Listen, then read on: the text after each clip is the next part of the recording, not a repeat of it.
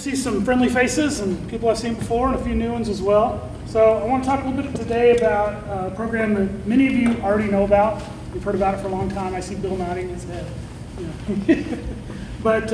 And that's our ABET program, the Bachelor of Arts in Information Technology. So give you a short history lesson and then talk about why it's relevant today and why finally that light at the end of the tunnel is not a train racing toward us. So the idea behind this degree when we conceived it many years ago, which is this actually how Ann and I met originally, was as part of this process, working on this program, was to create a program to give students who come through a 2-year program at a community college a way into a bachelor's degree without having to start over. So they could use all those credits that nobody else takes, all those workforce skills credits and things that may have helped get them a job, but then they go to the university and the university says, yeah, we don't count that. So that was kind of the idea. And also to then work with our industry partners across a wide spectrum of different kinds of IT kinds of things. So we first started offering this program in 2008, started with about 42 students, and then it kept growing from there. First graduates were in 2010, so it's been going on for a while, but there's some new aspects to it. We're at about a steady state now of about 160 or so students a year with about 30 or 40 graduates. We won an award for innovative curriculum many years ago now. The idea is to create something that was valuable to industry, valuable to students, filled a niche where other things weren't occurring. And one of the biggest ones for us, since I'm in the College of Engineering, was ABET accreditation. Finding a way to accept all those workforce skills courses and still get ABET accreditation, which is not easy, but it is possible. So we've actually we just completed our 3rd accreditation visit, so and are approved again until like 2026 or something like that. But the real thing is to take advantage of those courses and to realize that the area of IT is very large. So there's lots of different skill sets that are needed, and students with a lot of varying backgrounds can still work in the IT area and can apply different programs to that. So they can kind of design their own degree to a large extent. So version 1, this is the original version that we started out with. That was the goal, to create those kind of things and to create a program that we could bring in lots of non-traditional students who have work experience, who already have degrees and have maybe been working for a few years. So a lot of our students are not your traditional first 2-year college students kind of people. So that was kind of the version 1 that we started out with. And then, and this kind of illustrates the value of the CCN, through my involvement starting in about 2008 with the CTC and the CCN, you know, and all those various conferences and things like that, and those after-hours adult beverage sessions and things like that. I think it was actually Bill, or one of that cohort from that time, who said, you know, it'd be really cool if some of this was online so my students could do it. You know? And so I said, okay, let's go see if we can make that happen. So that's what we're going to talk about next, is version 2. So the original idea for version 2 was to move a lot of these classes online so that students could complete their degree online. This kind of shows you how it all fits into the components. So obviously we have to deal with whatever the state core is, in this case Texas, and math and science courses. And then we designed this program to cover kind of the breadth of different things IT people might do. So the required courses fall into those areas you see in that long bulleted list. So a little bit of everything. You get a little bit of security, you get a little bit of project management, you get a little bit of database, a little bit of web stuff, and then 21 hours worth of supporting area, and that's where those associate's degree kind of things just slip right in. The cool thing about that for students is that can literally be almost anything.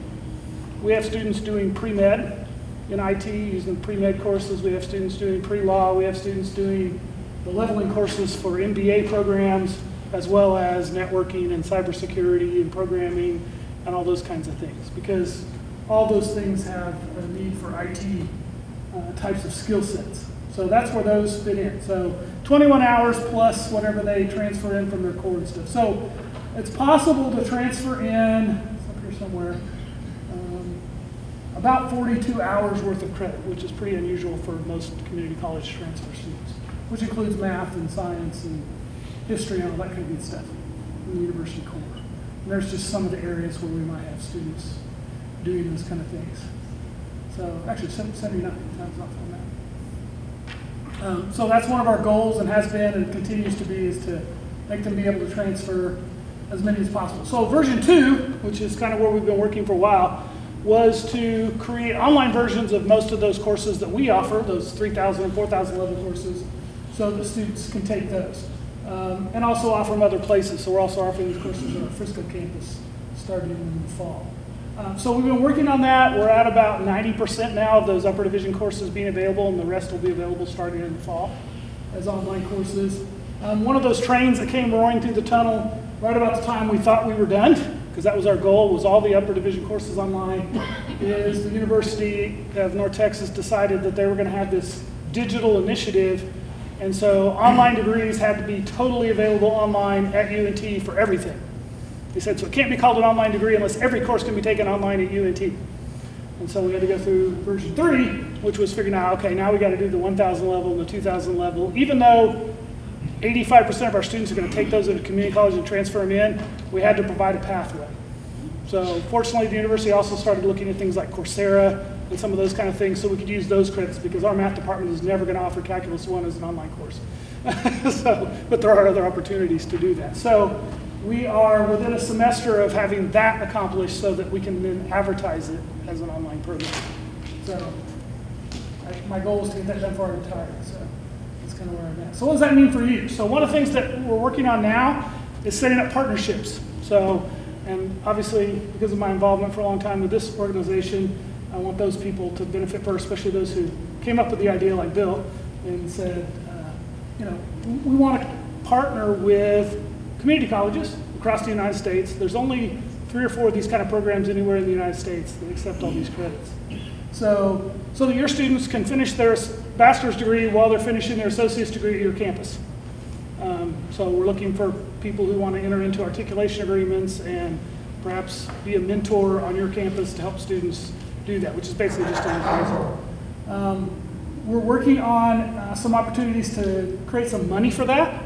So through an ATE grant, so hopefully in 23 we'll do that.